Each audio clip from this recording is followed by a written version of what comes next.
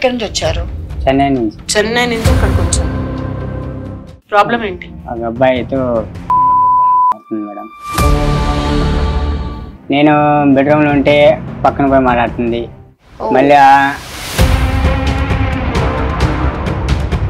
మీ భర్తకి నీతో ఒక సమస్య ఉంది,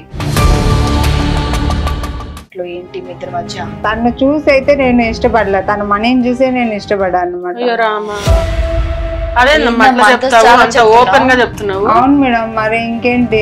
అంటే మనిషి అంటే ఇష్టం లేదా? లేదు, డబ్బు అంటే ఇష్టం. అవును. ఇంత డైరెక్ట్ గా ఇన్ని కెమెరా ముందు ఇంత మనుషుల ముందు డబ్బు చూసి చేసుకున్నాను అంటున్నావా? తాగి తాగి అమ్మకేమన్నా అయితే ఎందుకు మేడం? నేను బలవంత రేపు పొద్దున ఆమె డబ్బులు పెట్టదమ్మా, అయినా తీసుకెళ్తావు పబ్బుకి.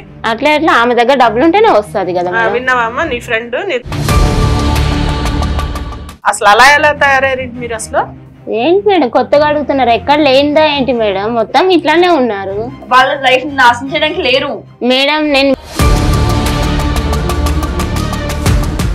నెలలో 10 సార్లు పబ్కి వెళ్తారా అమ్మా ఎవరైనా? మరి ఇప్పుడు కాకపోతే ఎప్పుడు చేస్తారు మేడం లైఫ్ ఎంజాయ్?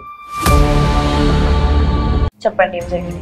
అక్క ఇంకో అబ్బాయి ఉన్నాడు. ఇప్పుడు నిన్ను వెళ్ళి ఒక కేసు పెట్టి నేను కంప్లైంట్ చేస్తాను.